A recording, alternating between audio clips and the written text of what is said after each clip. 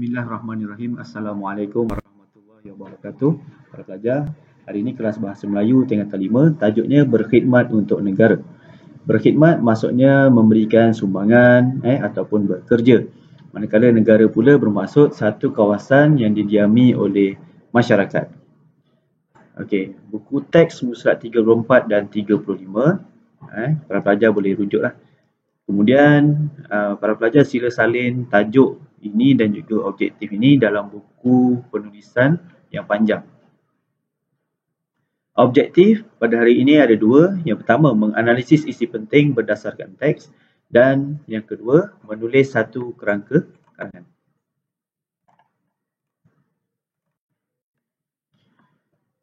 Cikgu merujuk buku teks, pelajar boleh cuba semak jugalah.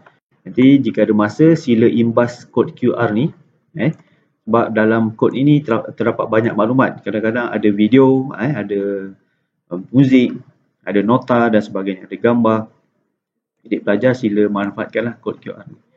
Baik, berkhidmat untuk negara. Kita baca sepintas lalu. Analisis isi penting terdapat dalam bahan. 2. Susun isi penting berdasarkan kesesuaian untuk menghasilkan kerangka karangan tentang kerjaya sebagai pegawai tadbir diplomatik. 3. Kenal pasti kata ganda dan akronim yang terdapat dalam bahan dan bina ayat dalam perenggan. Okay, cikgu sepintas lalu saja. Kata ganda ni maksudnya kata tunggal yang digandakan dan diletakkan tanda sempang. Biasanya membawa maksud jamak ataupun lebih daripada satu. Manakala akronim pula adalah kependekan atau juga dikenali sebagai singkatan. Ada beberapa jenis akronim, contohnya akronim yang mengambil huruf pertama setiap perkataan. Contohnya seperti ini, Madrasah Arabiah Keluang ataupun MAK. Itu contohnya. Ataupun PTD, Pegawai Tadbir Diplomatik. PTD. Okay. Ada juga akronim yang berbentuk sesedap bunyi. Contohnya Proton. Proton maksudnya Perusahaan Automobil Nasional ataupun Perodua ataupun Petronas. Jadi dia tak semestinya ambil huruf pertama perkataan saja. Baik, nombor 4. Pada pendapat anda, sejauh manakah pegawai tadbir diplomatik mampu memartabatkan citra negara? Okay, citra ni maksudnya image, image negara. Jadi soalan ini kamu tak perlu jawab, hanya perlu fikirkan saja. Sebab kita belum bincang lagi. Okay. Kerjaya impian graduan. Mari kita baca sama-sama. Aliana. Aliana ni seorang lepasan universiti memasang impian untuk menjadi seorang pegawai tadbir diplomatik. PTD. Ini akronim. Sewaktu berehat di rumahnya, dia terdengar rancangan kerjaya impianku di radio berita nasional Berna. Ini adalah akronim sesedap bunyi. Yang sedang memperdengarkan wawancara antara juruhebah. Juruhebah maksudnya DJ. Dengan Ketua Pengarah Perkhidmatan Awam Malaysia, KPPA akronim, Tan Sri Muhammad Hairul Adib bin Abdul Rahman. Okey. Ini untuk mukadimah saja. Baik. Para pelajar sila salin soalan ni dalam buku penulisan. Jelaskan ciri-ciri kerjaya sebagai pegawai tadbir diplomatik, PTD. Baik, ini awak salin. Jadi apabila kita ada soalan, langkah pertama ialah kita mesti mengesan di manakah kata tugas dia, kata tugasan soalan. Okay, ini tugasan soalan. Tandakan di sini TU. TU. Kemudian cari pihak dia. Pihak dia di sini tak ada, tapi PTD ni kita boleh ambil sebagai pihak lah. Okay, tentang PTD maksud dia. Kelas sebelum ni, cikgu ajar tentang cara menulis perenggan pendahuluan Arca. Aku rasa dia cintai aku, dan cikgu dah ajar cara menulis perenggan isi, iaitu topi Harry Comot, Harry Mahu Pengsan. Okay? Dan ada lagi satu cara, iaitu menulis perenggan kesimpulan, iaitu cikgu akan terangkan pada masa akan datang. Pada hari ini kita bukan nak buat karangan pelajar.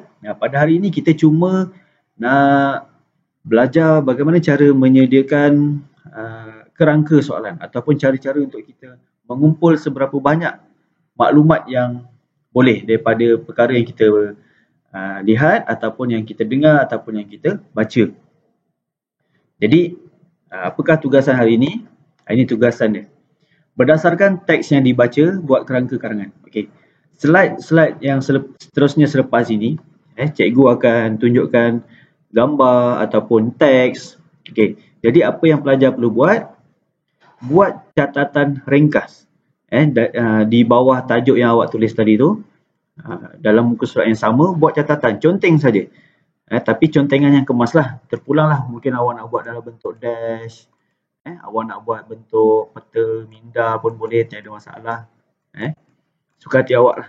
Nak buat dalam bentuk jadual pun boleh, tak ada masalah. Yang penting maklumat-maklumat tu tercatat. Tiada format lah, terpulang lah, sebab ini contengan saja ataupun kerangka. Okay, jadi jangan risau. Jangan salin semua pula. Tak sempat awak nak salin. Awak buat catatan ringkas. Okay, sedia Okay, kita tengok slide yang pertama. Baik, ini adalah gambar beberapa kaki tangan PTD. Ini contoh pemakaian mereka lah. Ini yang perempuan lah. Okay, kalau yang pertama kita tengok daripada hujung rambut hingga hujung kaki. Yang pertama dia ada memakai topi dia ataupun cap kita panggil. Kemudian kalau yang muslimah memakai tudung berwarna hitam. Kemudian pemakaian bajunya berwarna putih. Kain ataupun skirtnya berwarna hitam dan kasut juga berwarna hitam. Beg tangan juga warnanya sama sekata, iaitu warna hitam.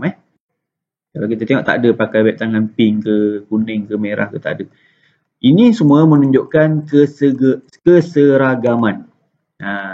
Kalau kita tengok bangunan ni mungkin berada di Putrajaya ataupun mungkin berada di Parlimen. Okey, para pelajar jangan lupa catat perkara-perkara yang mungkin awak rasa penting yang cikgu cakap tadi kan, ataupun apa yang awak lihat di sini. Tengok ada topi dia. Yang di tepi ni kita panggil epaulet. A-P-O-U-L-E-T. Epaulet ni, yang tepi ni, yang macam pangkat di bahu ni. Okey. Ini adalah pakaian rasmi mereka lah. Biasanya mereka akan masuk ke mungkin ke sidang parlimen ataupun di Putrajaya dan sebagainya. Cikgu, kalau cikgu ada tak pemakaian rasmi macam ni? Tak ada. Inilah istimewanya PTD. Okay. Ini pula untuk yang lelaki, pemakaian bagi lelaki ada songkok, epaulet, baju warna putih, dan juga seluar hitam dan kasut hitam. Ini di tangan mereka ni, ini adalah tauliah. Tauliah selepas mereka berjaya mendapatkan diploma pasca siswazah untuk PTD ni lah. Sungguh segat lah. Dan semuanya sangat seragam. Cantik. Okey, kita tengok. Ambil maklumat pelajar. Apa yang kamu jumpa tu, ambil maklumat. Baik, pelajar. Kalau slide-slide yang sebelum ni terlampau laju, awak boleh pause ataupun hentikan seketika untuk awak meneliti semula. Baik, di sini ini adalah grade kaki tangan awam di Malaysia. Grade ni terpakai lah untuk kaki tangan awam berada di Malaysia untuk pegawai dan ke atas. Okey, kamu tengok grade pegawai yang paling rendah adalah di grade 41 ni. Macam cikgu lah, macam cikgu sekarang ni grade 41. Okey. Jadi nanti PTD nanti dia akan bermula di grade 41. PTD, pegawai tadbir diplomatik. Perkataan pertamanya adalah pegawai. Okey, bila pegawai sahaja, grade yang bermula ni adalah 41. Kemudian dia akan naik 44, 48 dan yang seterusnya lah. Okay. Kalau grade 54, 52 ni biasanya pengetua. Ada juga sebilangan penolong kanan. Ni grade-grade yang dah senior lah, senang cakap. Kalau JUSA ni maksudnya Jawatan Utama Sektor Awam. Jawatan Utama Sektor Awam. Ini dah peringkat lebih tinggi lah. Contohnya macam ketua pengarah, ketua jawatan, pengarah bahagian. Yang ni peringkat-peringkat negeri biasanya. Jawatan-jawatan peringkat negeri. Kalau yang turus ni, ni lebih besar ni. Ni biasanya tengok jawatan dia. Ini di peringkat persekutuan biasanya. Kalau JUSA ni biasa di peringkat negeri. Kalau turun ni biasa di peringkat persekutuan. Pengarah-pengarah peringkat persekutuan. Dan yang paling tinggi, pejabat awam paling tinggi dipanggil Ketua Setiausaha Negara. Ada seorang saja.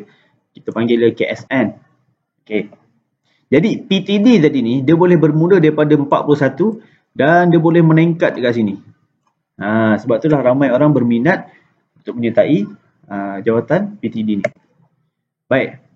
Pelajar jangan lupa cari maklumat-maklumat yang boleh kamu catatkan. Cikgu pergi dengan pantas lah. Okey, kita tengok.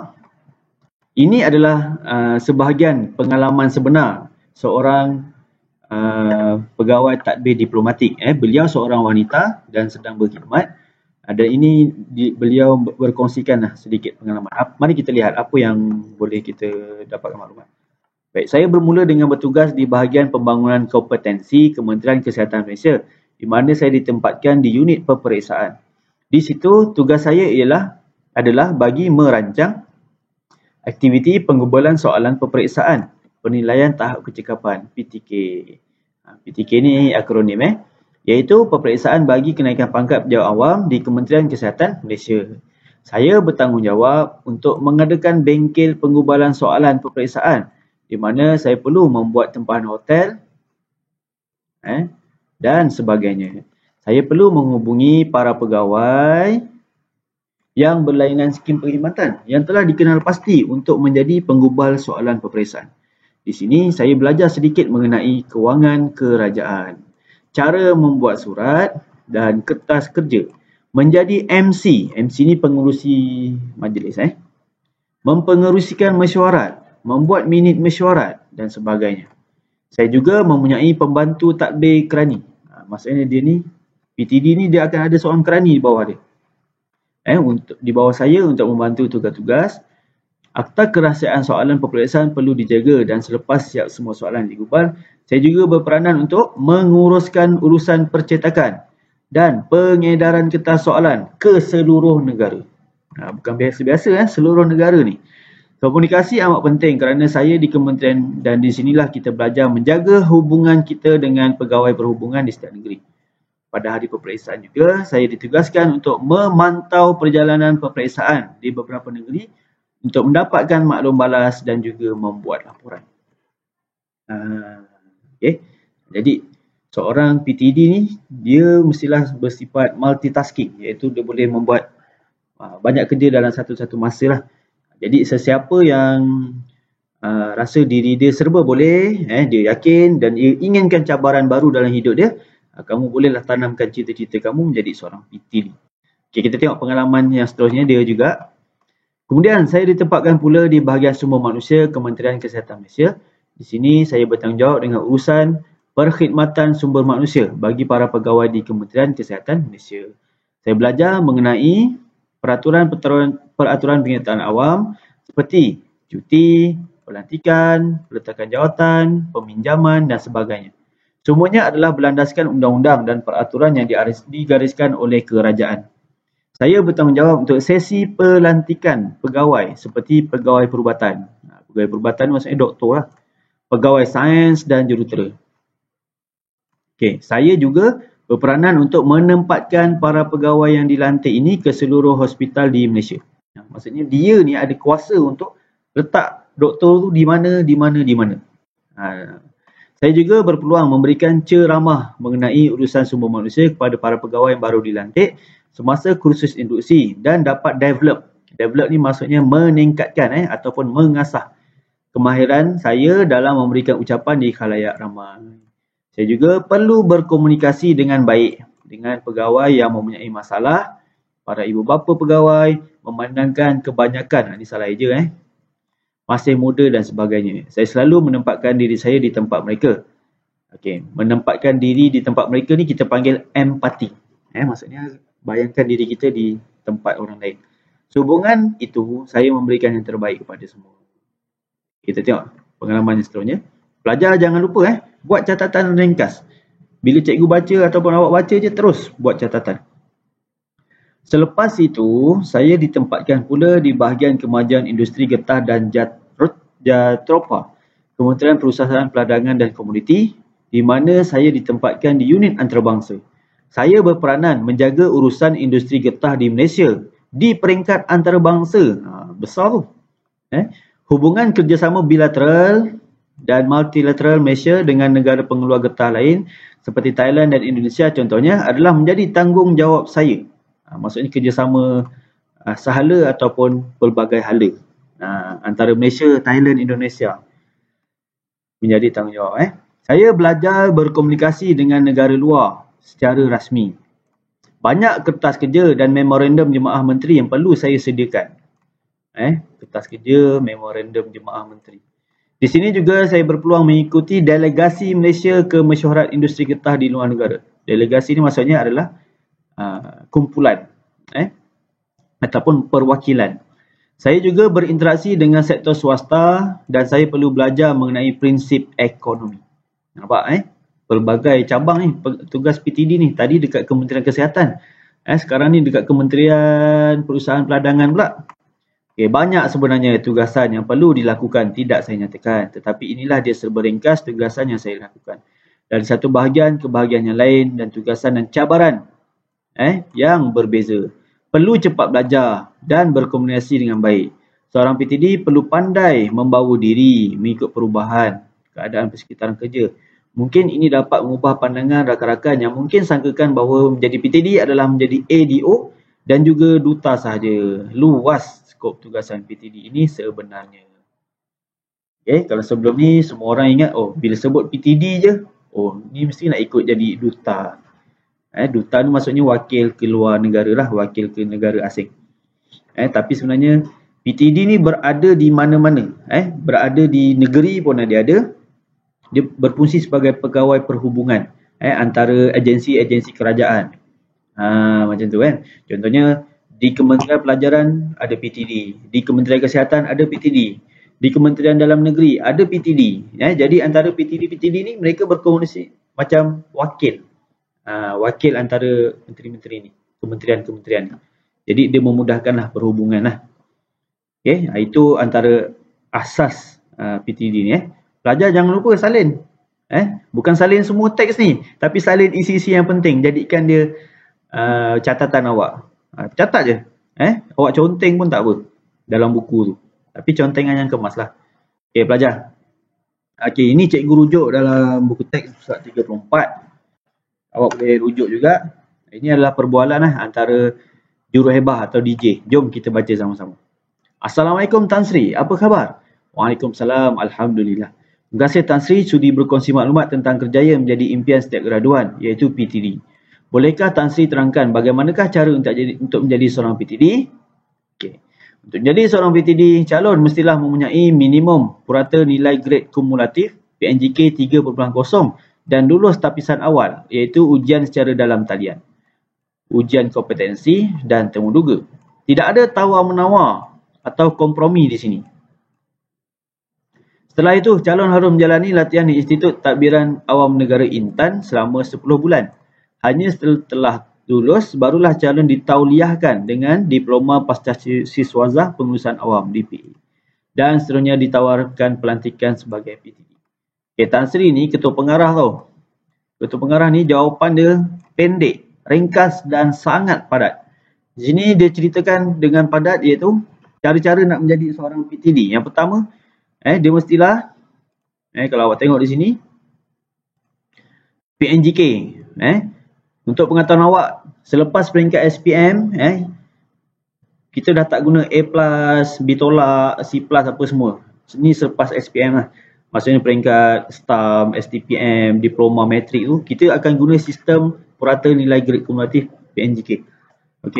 Mata yang paling tinggi adalah 4.00 ataupun kita sebut juga sebagai 4 flat. Inilah yang menjadi impian para pelajar. Siapa yang dapat 4 flat ni, dia punya pinjaman PTPTN dia automatik akan tukar jadi beasiswa. Maksudnya tak payah bayar. Ini pelajar-pelajar yang cemerlang lah. Jadi pelajar, awak kena bersedia. Orang yang dia kata di sini 3.0 ni minimum. Berapa ramai orang yang dapat 3.0 ke atas ni. Dan lebih ramai lagi yang dapat 4.0. Maksudnya persaingan tu sangat-sangat sengit. Kita tengok seterusnya.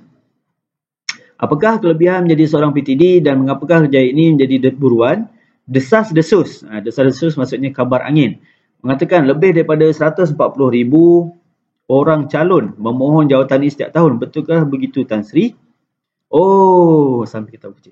PTD ini merupakan salah satu jawatan penting dalam perkhidmatan awam. PTD bukan sahaja berpeluang untuk berkhidmat pada peringkat persekutuan, malahan mereka juga boleh berkhidmat pada peringkat negeri, daerah atau mana-mana agensi kerajaan. Seseorang PTD juga berpeluang untuk memegang beberapa jawatan utama dalam perkhidmatan awam. Mungkin itulah sebabnya ramai yang memohon jawatan ini kerana skim PTD menawarkan kemajuan kerjaya yang sangat luas. Ini jawapan Tan Sri ni. Kenapa orang nak sangat jawatan PTD ni? Kerana dia punya potensi untuk berkembang tu sangat luas. Dia boleh berada di daerah atau negeri ataupun negara ataupun antarabangsa. Kalau macam cikgu hanya boleh berada di mana salah satu daerah saja. Daerah tu je lah. Cikgu tak boleh berada dekat negeri lain. Kecuali bila ditukarkan lah. Cikgu tak boleh pergi ke luar negara. Dan cikgu pula tak boleh bertukar-tukar agensi kerajaan. Contoh, tiba-tiba je saya nak tukar jadi Kementerian Pertahanan. Tak boleh sebab saya Kementerian Pelajaran. Inilah keistimewaan PTD. Apakah lagi keistimewaannya, Tan Sri? Selain daripada pelbagai peringkat perkhidmatan awam, PTD juga terlibat dengan tugas-tugas yang mencabar, meliputi perancangan dan pelaksanaan dasar-dasar awam negara dalam sektor pembangunan infrastruktur, keselamatan, ekonomi, pendidikan dan sosial serta hubungan antarabangsa. Dengan peranan yang penting itu, mereka turut berpeluang untuk berkhidmat sebagai pegawai-pegawai di kedutaan.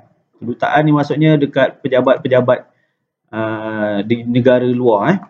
Pesuruhjaya Tinggi Malaysia dan badan-badan antarabangsa di luar negara. Luar negara ni yang ramai orang nak pergi ni. Bukan senang dapat pergi tinggal kat luar negara beberapa tahun. Hebatnya kerjaya ini, tentu banyak pengalaman yang diperoleh PTD sewaktu berkhidmat di luar negara. Ya benar, pengalaman itu diperoleh melalui tugas yang perlu dilaksanakan. Apabila menjalankan tugas ini, mereka akan bertemu dengan ramai orang. Bukan saja orang biasa, tapi juga pemimpin-pemimpin dari dalam dan luar negara. Selain itu, mereka juga berpeluang berkhidmat di luar negara dan secara tidak langsung membolehkan mereka mempelajari budaya negara lain. PTD juga berpeluang untuk melanjutkan pengajian melalui hadiah latihan persekutuan atau mana-mana beasiswa yang ditawarkan oleh organisasi tempatan atau antarabangsa. Hadiah latihan persekutuan ni bukanlah hadiah. Kita panggil HLP. HLP ni adalah khas untuk kaki tangan awam untuk melanjutkan pelajaran. Siapa kaki tangan awam tu yang berjaya, dia akan pergi belajar. Contoh ambil sarjana master ke atau ambil doktor ke, falsafah doktor falsafah. Dan dia akan ditaja sepenuhnya. Maknanya gaji dia dapat, beasiswa pun dia dapat. Untung kan? Itulah keistimewaan kaki tangan awam. Banyaknya keistimewaan PTD ni, patutlah jawatan ini menjadi impian ribuan graduan. Terima kasih Tan Sri atas maklumat yang diberikan. Sama-sama. Pelajar, cikgu harap kamu dapat banyak maklumat daripada slide-slide yang cikgu kongsikan tadi. Tulis maklumat secara ringkas. Sebab ini je kerja rumah awak hari ni. Tulis secara ringkas. Kita pergi slide yang seterusnya. Sedia untuk mencatat. Pelajar, ini di dalam buku teks surat 35. Ini adalah infografik laluan kerjaya PTD. Kita boleh bahagikan kepada beberapa bahagian lah. Contoh bahagian permohonan calon. Calon perlu membuat tapisan awal. Dia perlu memohon melalui secara dalam talian. Buka laman web SPA 9. SPA 9 ni, laman web ni adalah satu-satunya laman web untuk kamu memohon jawatan dalam kerajaan. Dah tak ada lah hantar surat, pergi pejabat sana hantar surat, saya nak mohon kerja. Tak ada. Semuanya secara dalam talian saja. SPA 9. Kemudian di peringkat seterusnya, peringkat penilaian. Calon yang dah hantar permohonan tadi akan dinilai. Antaranya ujian aptitude, peperiksaan dalam talian ni. Contohnya dalam masa 30 minit, calon perlu menjawab sebanyak 40 soalan contohnya. Maksudnya setiap soalan tu calon hanya ada masa lebih kurang 50 saat. Dan soalannya pelbagai. Ada soalan matematik, sastra, bahasa, sains, kemahiran hidup dan sebagainya. Jadi kamu kena pantas. Dan yang kedua, penilaian kompetensi. Yang ini akan buat aktiviti atau ujian fizikal. Contohnya perlu, mungkin ada yang melibatkan lari 2.4 km ke, dan sebagainya lah. Kemudian ada ujian psikometrik dan bakat untuk mengesan kecenderungan kita ni ke arah apa sebenarnya. Okey, seterusnya ada yang ini yang paling ditakuti, iaitu temuduga secara bersemuka. Yang ini penemuduga, dua orang ni, yang ini calon. Kamu akan disoal secara bertentang mata, face to face, bersemuka. Dan di sini akan terselah lah kamu punya kebolehan sebenar kamu. Gagap ke kamu, gemuruh ke. Di sini kita akan nampak lah. Okey, dan yang fasa yang ketiga, hasilnya. Ni output. Output ni hasil. Hasilnya calon yang berjaya akan dilantik menjadi PTD. Okey Okey, pelajar, cikgu harap kamu dapatlah mencatat poin-poin yang penting-penting ni. Ingat ada 3 peringkat, iaitu peringkat permohonan, kemudian peringkat penilaian dan juga peringkat hasil, output. Baik pelajar, ini tadi cikgu buka laman web SPA 9. Ini nanti kamu boleh search dalam Google, cari SPA 9. Okey, kemudian nanti kamu perlu masukkan nombor kad pengenalan, carta laluan. Tapi sekarang tak perlulah kamu masuk. Kamu hanya tengok-tengok je kat sini. Nanti bila lepas SPM baru kamu cuba masuk. Bila dah dapat keputusan tu. Okey, yang di sini yang cikgu suka untuk kamu buat ialah cuba baca soalan lazim ni, FAQ ni. Frequently asked question. Di sini banyak maklumat-maklumat, info-info yang boleh kamu ketahui. Ini pun awak boleh baca untuk bacaan sajalah. Okey ini semoga kamu dapatlah mencatat isi-isi penting kita. Okey pelajar, ini ada di dalam buku teks juga. Ini sedikit penerangan. Latihan di Institut Tadbiran Awam Negara Intan, pelatih akan mengikuti 2 modul, iaitu modul akademik dan modul sasiah yang berkaitan dengan aktiviti fizikal serta kemasyarakatan selama 10 bulan. Kamu akan belajar di Intan. Kalau di Keluang ni ada, di Taman Intan tu. Besar agensi ni. Okey, cantik. Penuntut akan tinggal dekat dia punya tempat tinggal tu dah macam chalet lah cikgu tengok. Ada taman, rekreasi dan sebagainya. Okey, seterusnya pentauliahan. Pelatih berjaya akan dianugerahi diploma pasca siswazah pengurusan awam. Kenapa dipanggil pasca siswazah? Pasca siswazah ni maksudnya, pasca ni maksudnya selepas. Siswazah ni maksudnya adalah graduan. Graduan yang telah mempunyai ijazah. Ingat kan saya kata tadi, PTD, perkataan pertamanya adalah pegawai. Untuk melayakkan awak dilantik sebagai pegawai, awak mestilah mempunyai sekurang-kurangnya ijazah sarjana muda dalam apa-apa kursus lah, apa-apa bidang. Itu syarat asas dia. Dan apabila kamu dah ada ijazah ni, barulah kamu layak untuk memohon PTD. Dan bila kamu berjaya mohon PTD, barulah kamu akan sambung belajar ambil diploma pasca siswazah pengurusan awam selama 10 bulan. Okey?